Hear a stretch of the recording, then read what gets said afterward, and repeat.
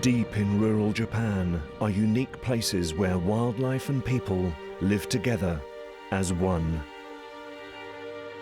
Hidden enclaves where ancient traditions rule a way of life, and people and nature rely on each other, far from the chaos of the modern world. Photographer Mitsuhiko Imamori is on a journey to discover a secret side of Japan and find the Satayama, havens of harmony.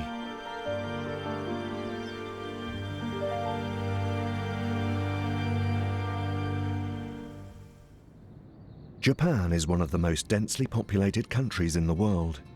Finding an untouched wilderness here is almost impossible.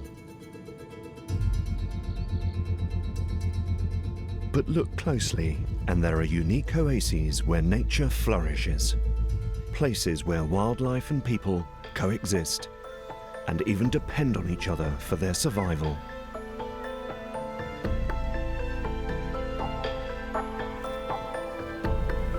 These places are called the Satayama.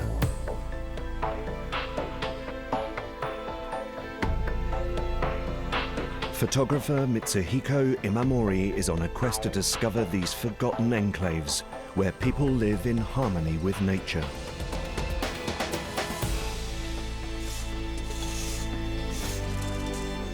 Mitsuhiko wants to find these places where life is linked to the seasons and where ancient traditions still hold sway.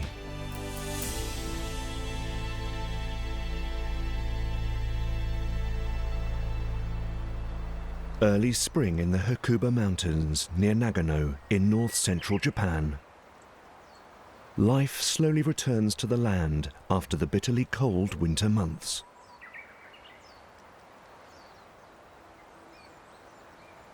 Aoni is a small village nestled among the Japanese Alps. It's an area of terraced fields and mountain ridges where the villagers have learnt how to make their farmland fertile by harnessing nature. These terraces have been painstakingly built and maintained over many generations so people can grow their staple crop, rice.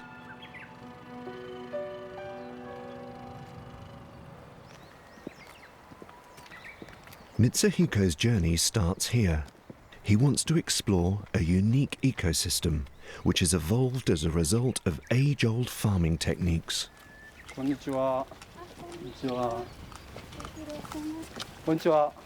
He's visited Aoni before, so it's also a chance to catch up with some old friends. どうも。去年いろいろご案内いただいてありがとうございます。そうかい。そうなんです。どうも。そうです。 Hiroshi Matsukura has farmed here for over 60 years, and he knows the area as well as anyone. Mr.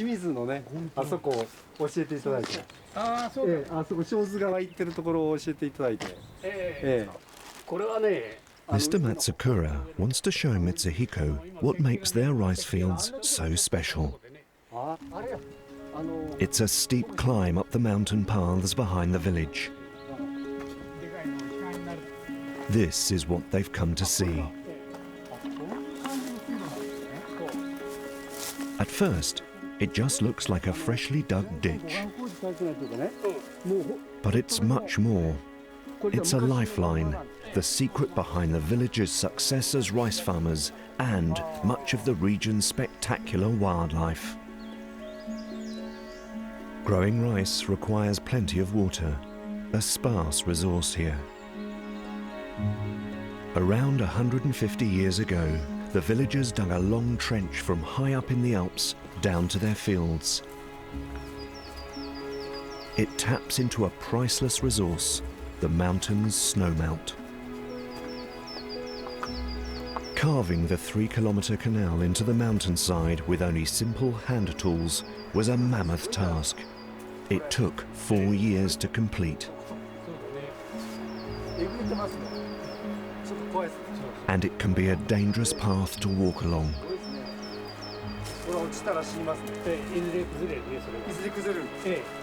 Parts of the canal are crumbling. A fall from here would most likely be fatal.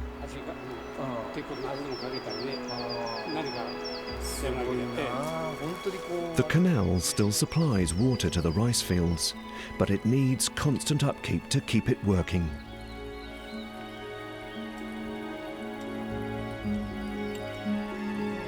Every spring, the villagers head up into the mountains to carry out repairs.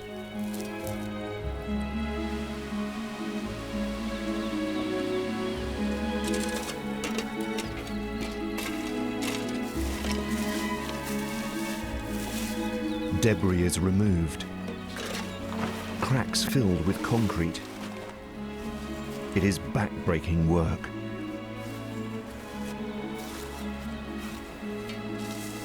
Eventually, the canal is fully functional,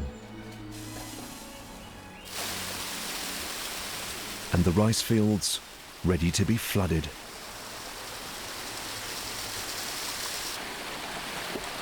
Once again, snowmelt has a free passage to flow down.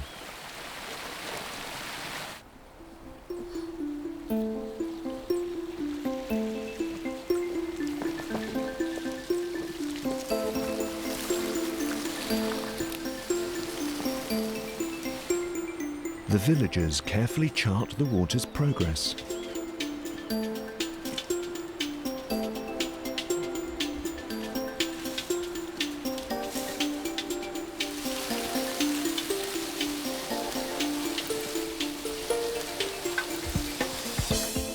Leaves and dirt are removed to avoid any blockages.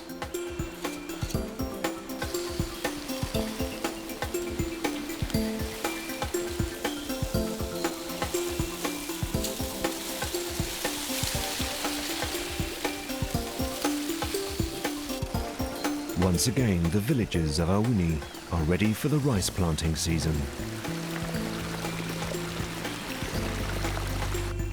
Irrigating the land doesn't just help the villagers' rice crop, it heralds the arrival of a wealth of wildlife.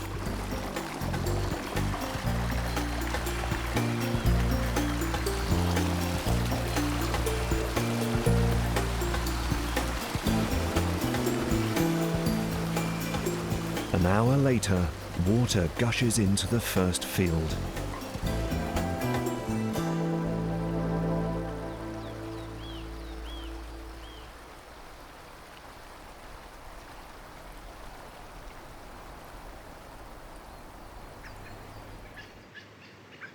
Fresh water and spring sunshine breathe life into the whole area. Japanese dogtooth violets push their way through the leaf litter. The impact of the rice paddies on the flora and fauna becomes clearer every day.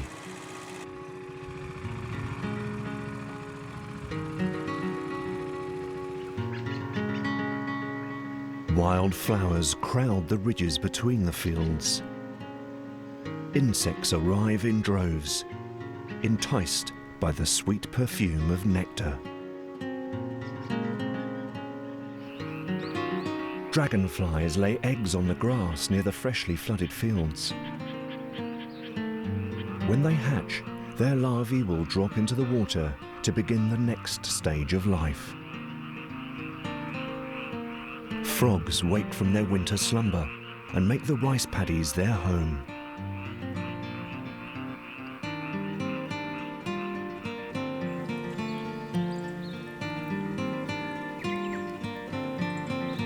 A gifu butterfly, one of the first butterflies of the year to hatch, emerges from its pupa.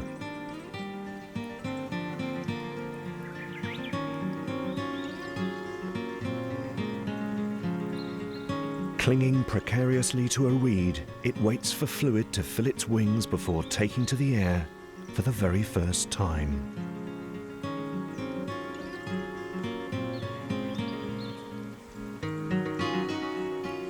Flowering plants are rare this early in the year, so the dogtooth violets are a favorite target for the gifu butterflies.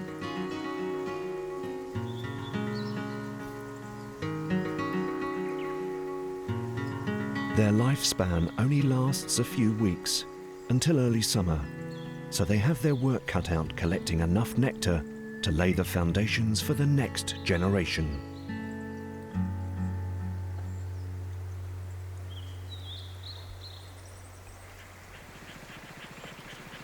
While nature comes alive, Auni farmers are busy planting their rice.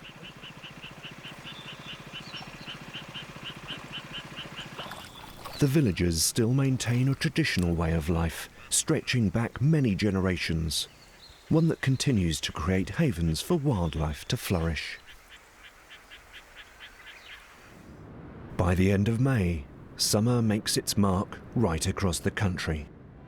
In the Kitakami Highlands, in the north of Japan's main island, Honshu, the town of Iwazumi lies in the steep valley. There's precious little grazing for livestock. So the time has come to take the cattle on an annual trip to the rich mountain meadows high above. Herds are loaded onto trucks for the winding journey to pastures near the top of the 1,000-meter peaks.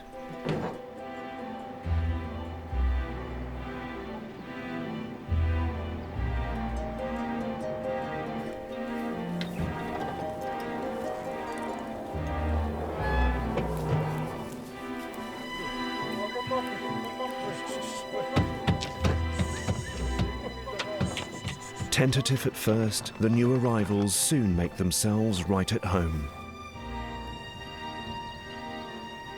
The land is dotted with lush grassland, perfect for grazing. From late spring until autumn, the herds are free to roam at will.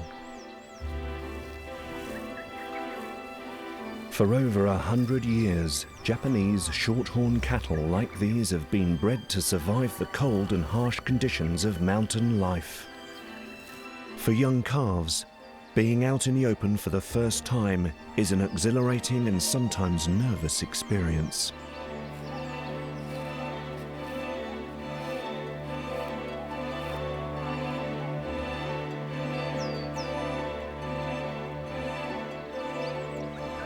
By the end of June, the mountains are alive with fresh green shoots.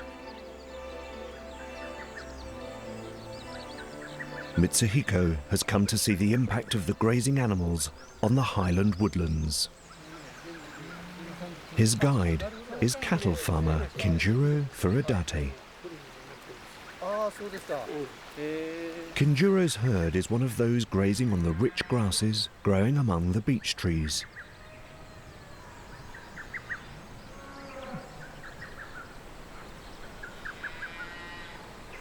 Everywhere they go, cows and calves are happily feeding and enjoying the welcome shade of the trees.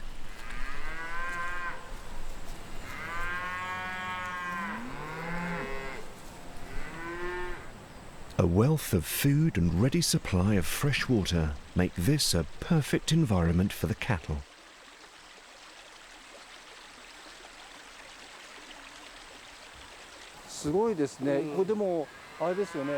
This forest is exceptional. Many forests are dense and overgrown, but here there are very few bushes. Most are eaten by the cattle, creating vast tracts of open land.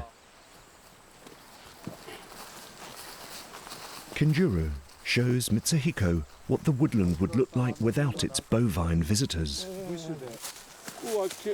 One patch of forest is overgrown with bamboo thicket.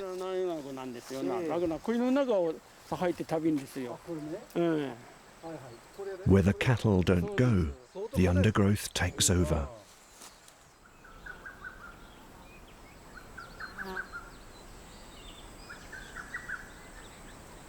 These beautiful open woodlands are a direct result of the summer visits from hungry livestock.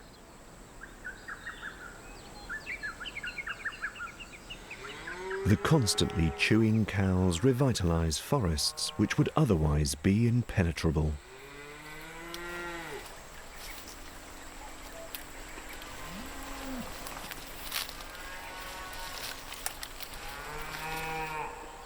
There are now widespread attempts to introduce grazers to other overgrown woodlands to keep them in shape. Where cattle have grazed for generations, the woodlands are healthy and they entice a host of wildlife. Flowers thrive in the dappled light of the open canopy.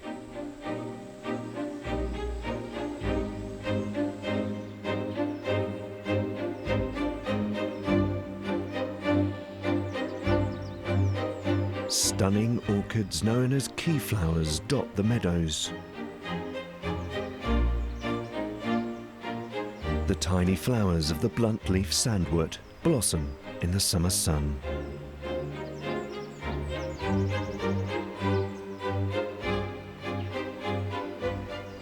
The rich pastures are home to over 200 types of flowering plants.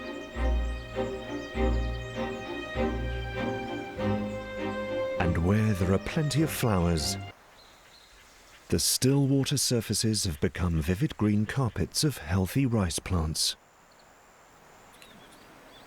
For farmer Hiroshi Matsukura, it's time for another important job in the calendar. He's looking for one specific tree, an Amur cork tree.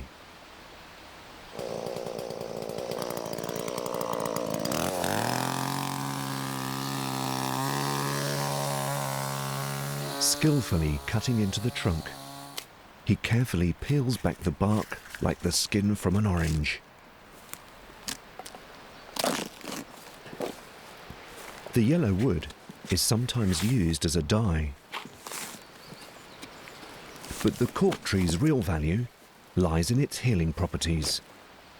Once dried, the bark is used as a treatment for upset stomachs.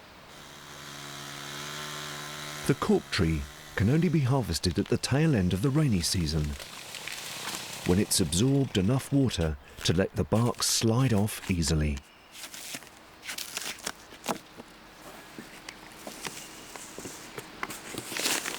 The villagers of Aoni still follow many ancient traditions.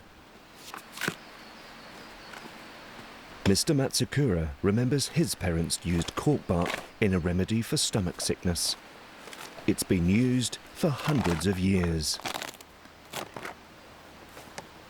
The natural world is priceless to these villagers. They cherish and nurture their surroundings.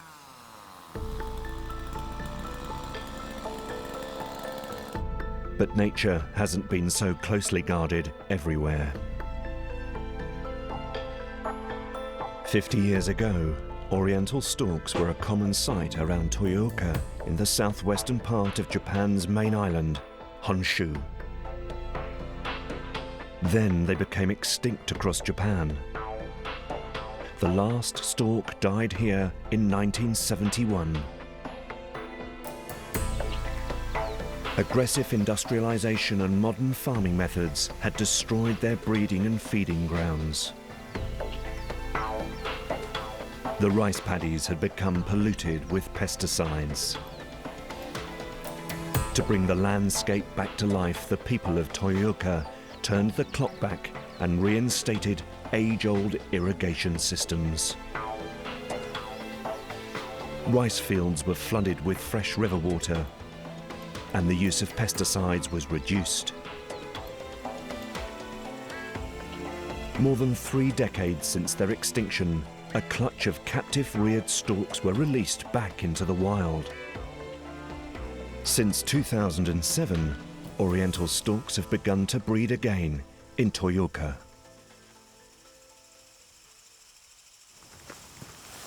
Mitsuhiko wants to see how reinstating traditional farming techniques can not only bring a species back from extinction, it can reawaken a whole ecosystem.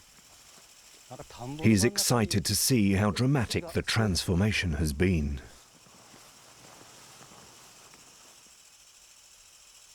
The storks have made this patchwork of paddy fields in the heart of the villages and farming communities their home.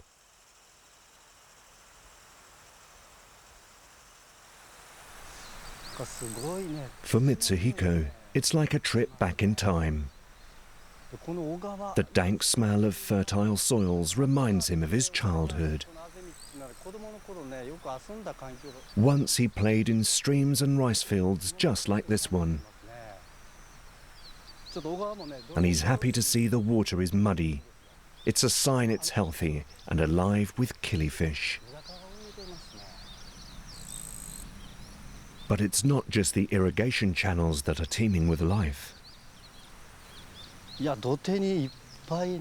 Mitsuhiko scours the banks for frogs, toads and locusts. Just some of the many species that have returned, like the storks. Reinstating irrigation channels linking the river to the fields was instrumental in returning life to the rice paddies, as it enabled fish to enter.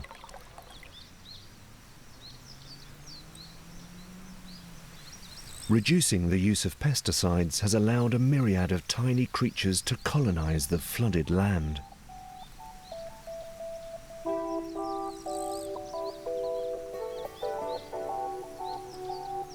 Swarms of microscopic Daphnia sustain the larvae of ravenous autumn darter dragonflies.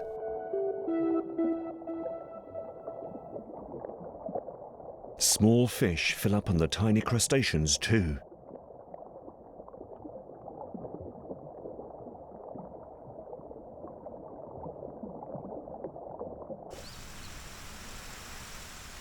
The rice fields of Toyooka now swarm with life. Over 30 storks have taken up residence.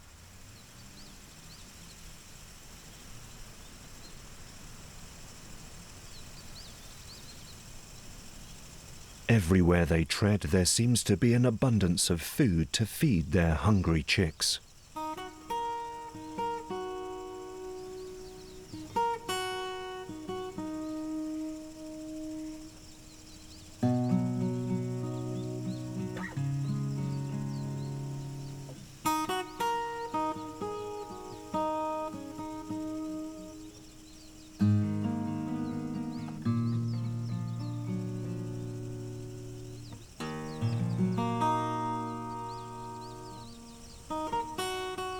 Until recently, farmers would have drained these fields at the end of June.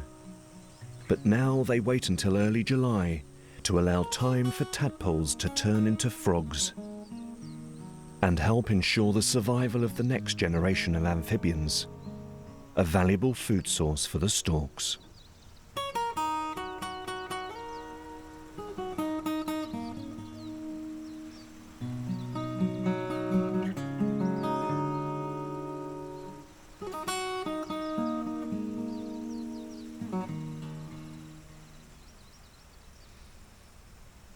At night, an extraordinary spectacle takes place in the rice fields.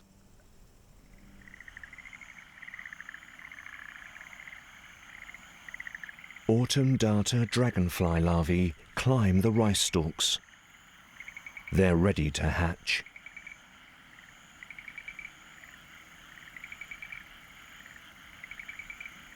Their numbers have drastically increased since the change in farming practices.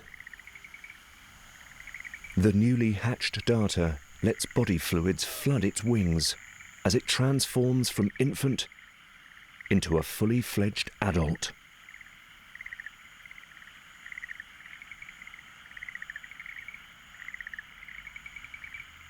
It's just one of several thousand dragonflies that have hatched in a single night.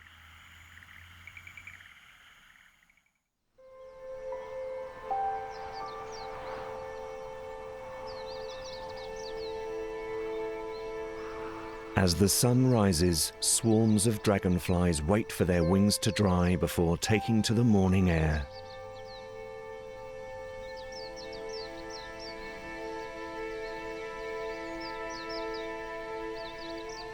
With their efforts to create an environment in which oriental storks can breed again, the people of Toyooka have restored a rich ecosystem where wildlife can thrive alongside its human neighbors.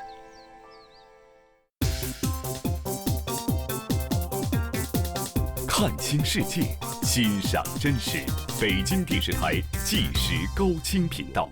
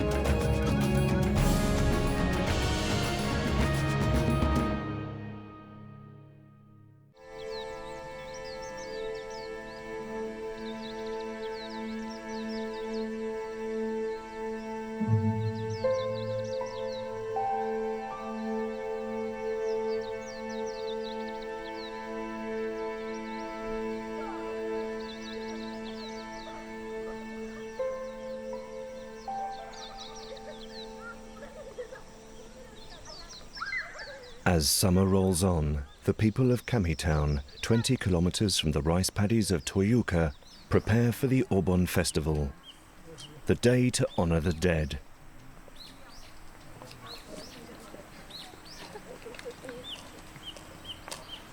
Relatives return to the town to visit family graves and offer bouquets of wild flowers in remembrance of loved ones.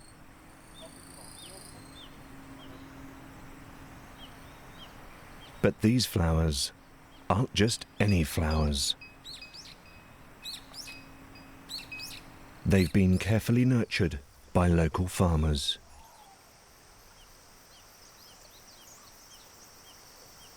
Just before Obon, the banks between the paddies are mowed. Hard work in the midsummer heat. It's important the rice fields look neat and tidy ahead of the festival, when the spirits of ancestors are thought to return. The festival traditions have unwittingly created wildlife havens of their own. While mowing, farmers deliberately leave some stands of plants untouched. Wild flowers that blossom just in time for Obon, when they're gathered as offerings at the graves.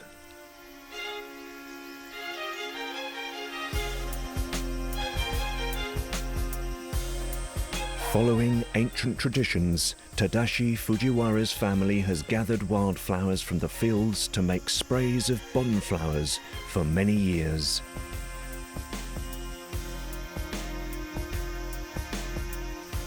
It's an important custom that the flowers offered are gathered from the wild.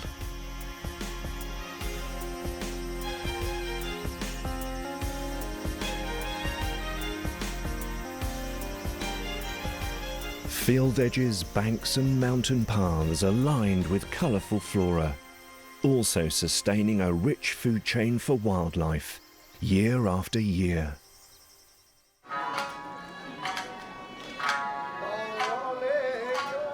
In the north-central part of Japan's Honshu Island, autumn is the season for another festival steeped in tradition. The Owara Katsei no Bon, the Wind Dance Festival. Rough storms regularly batter the land here, and the festival symbolizes people's hope to calm the relentless wind.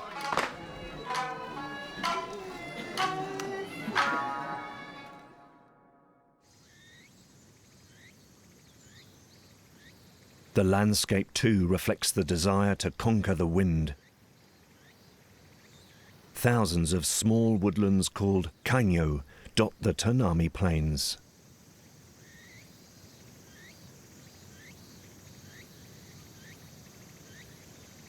These are windbreaks to protect people, crops and houses from the strong southwesterlies. Tall evergreen Japanese cedars and cypresses have been planted as a natural defense from the stormy gusts.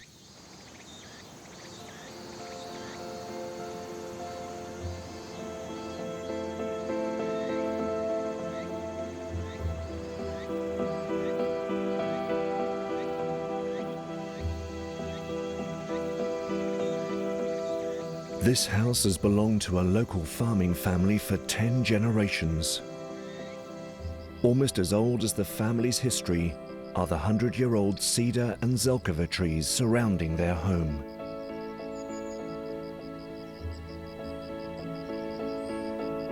These kainyo woodlands are still carefully managed to keep them healthy and strong.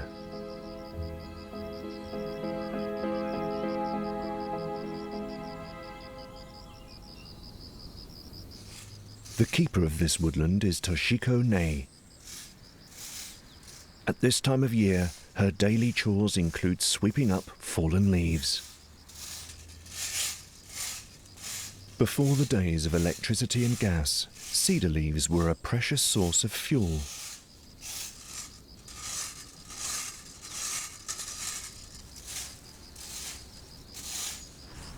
Toshiko still burns the leaves and uses their ashes as a fertilizer for her vegetables.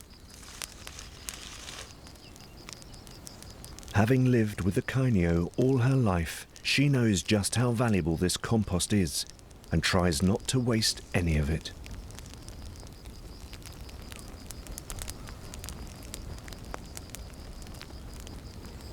Mitsuhiko has come here to meet Toshiko and learn more about the small forest ecosystem growing in her backyard. He's keen to see Toshiko's garden, and although she thinks there's little to see, Mitsuhiko can't believe his eyes. This giant zelkova tree has reached a height of over 20 meters. It must be well over 100 years old.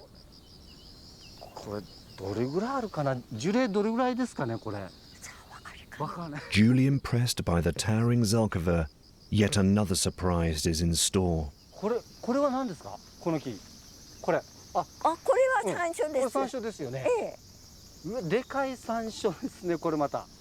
Mitsuhiko finds a Japanese pepper tree, the leaves and fruit of which are used as a cooking spice. Toshiko and her family brought the tree back from the mountains and planted it in her garden. Its strong smell is unmistakable. Nearby, a sweet persimmon tree weighed down with tangy fruits. At first glance, the woodland may seem dominated by cedar and cypress trees, but it is home to an overwhelming number of fruit and herb trees, like the sweet persimmon and Japanese gold thread.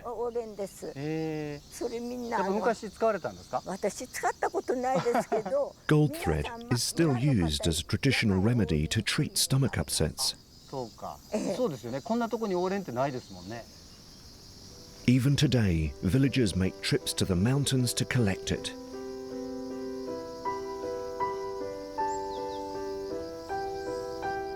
Plantain lilies also grow here. Their tender leaves are edible, like the stems of the Japanese spikenard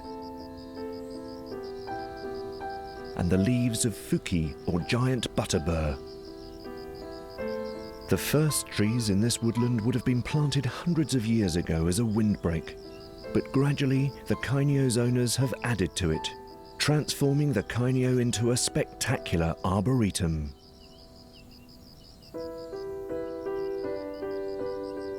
The yuzu citrus tree is weighed down with fruit. So too are chestnuts, pear, plum and apricot trees. In the past, the fruit harvest may have helped supplement the householder's income.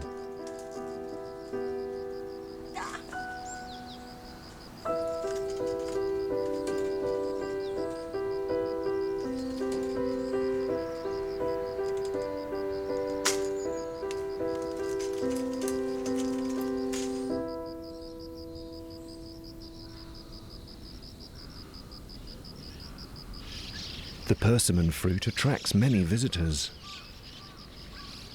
Like dusky thrushes and white-cheeked starlings.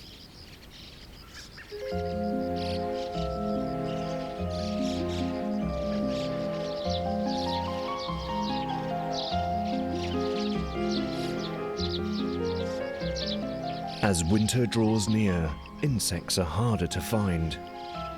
The juicy fruits are a welcome substitute.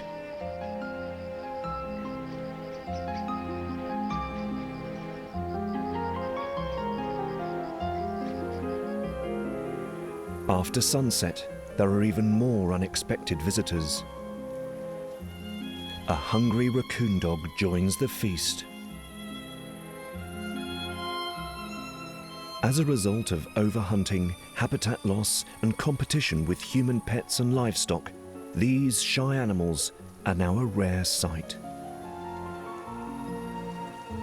But the small woodlands dotted across the Tanami Plains offer safe havens for these timid animals, deep in the heart of human communities.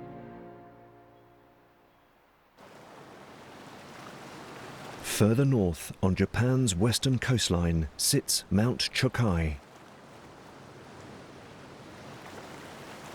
Rising from the Sea of Japan to over 2,000 meters. During the autumn, it is ablaze with color.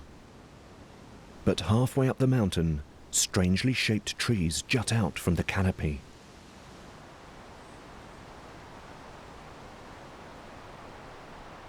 "20 kilometers from the ocean, a beech forest covers this side of Mount Chokai. Guided by Manzo Saito, a local who knows this area inside out, Mitsuhiko has come here to understand what makes this forest so special. They soon stumble across giant beeches.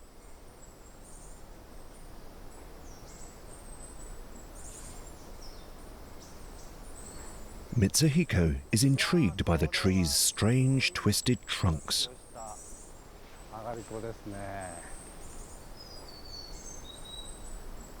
2 or 3 meters above the forest floor, each tree parts into several offshoots, growing in different directions.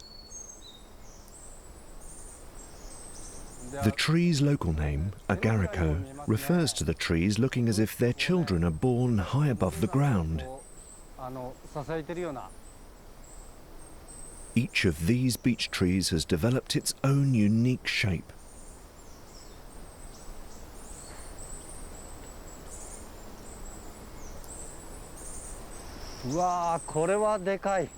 Some are so huge and their trunks so twisted it amazes Mitsuhiko that they can still stand.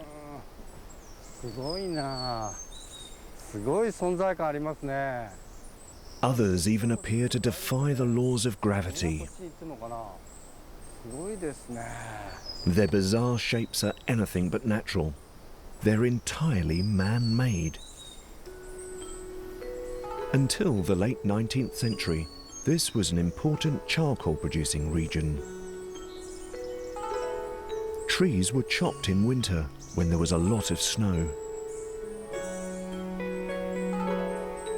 Heavy wood could be transported with relative ease using a sledge, but as snow could reach up as high as 3 meters, this is where the trees were cut. Come springtime, fresh buds would sprout from the cuts, creating offshoots.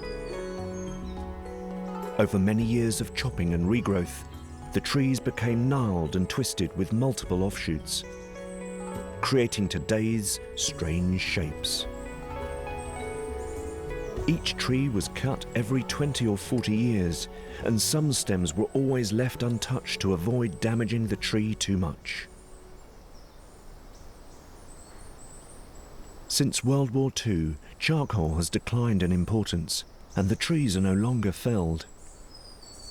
Just a few kilns are left as a reminder of the days of the charcoal industry. But the agariko beech forest still bears gifts for the locals.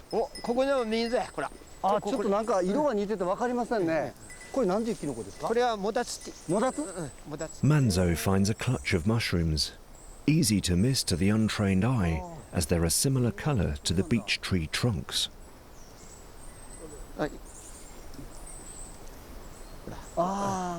Appearances can be deceptive. Although the mushrooms may look unappetizing, Manzo assures Mitsuhiko that they taste good. Throughout autumn, right up to the first snow of winter, it's mushroom season on Mount Shakai, when this man-managed beech forest continues to provide a valuable harvest for local people.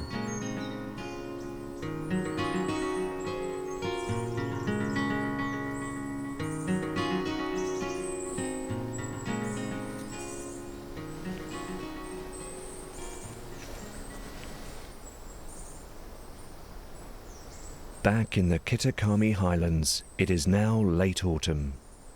Here too the leaves change to vivid reds and yellows. Up in the highlands, cattle are still grazing on the lush meadows. Calves born in the spring have grown strong on the succulent grasses and their mother's milk. But by mid-October, nighttime temperatures plunge below zero. It's time for the cattle to return to the valley. People prepare for the long, hard winter ahead. They even mow the impossibly steep slopes behind the village.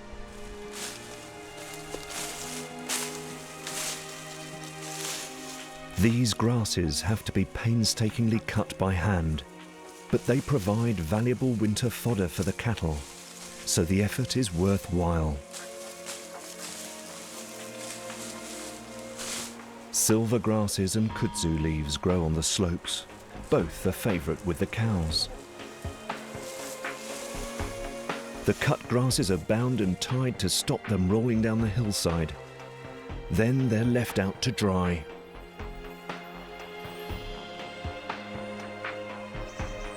This used to be a typical scene, but today, the enormous effort involved makes it a rare sight.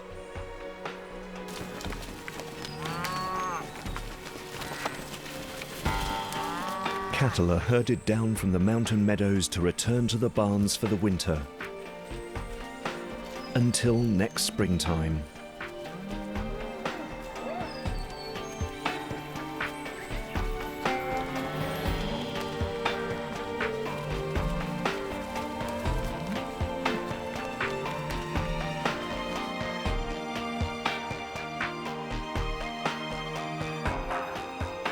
The time comes to gather the dried hay.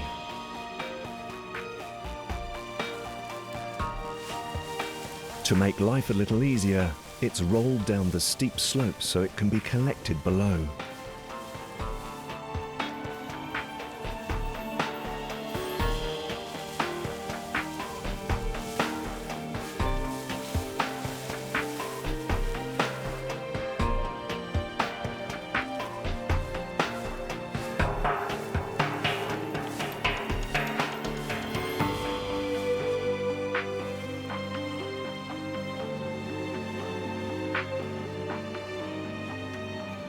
Here in the Kitakami Highlands, people still live in close harmony with the natural world. They take what they need from nature and repay it by managing their surroundings in a way which encourages plants and animals to thrive.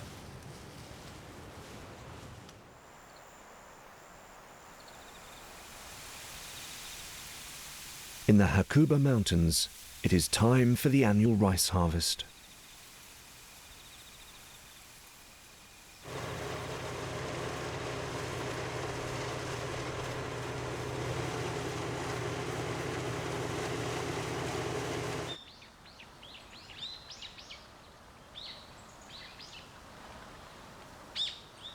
Just a trickle of water now runs down the Auni Canal, compared to the gushing meltwater in spring.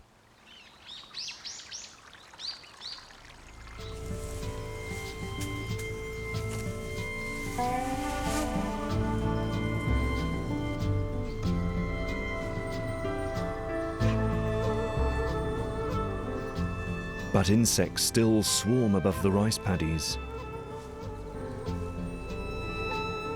Autumn autumn darters dive down to lay their eggs in the few remaining puddles.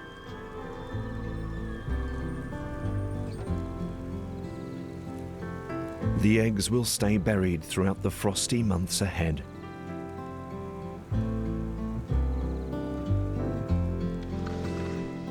The chill of winter arrives.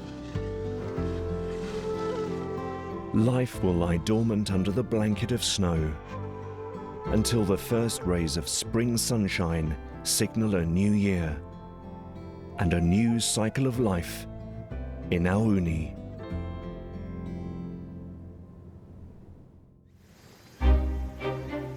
For Mitsuhiko Imamori, this has been a journey of discovery through rural Japan.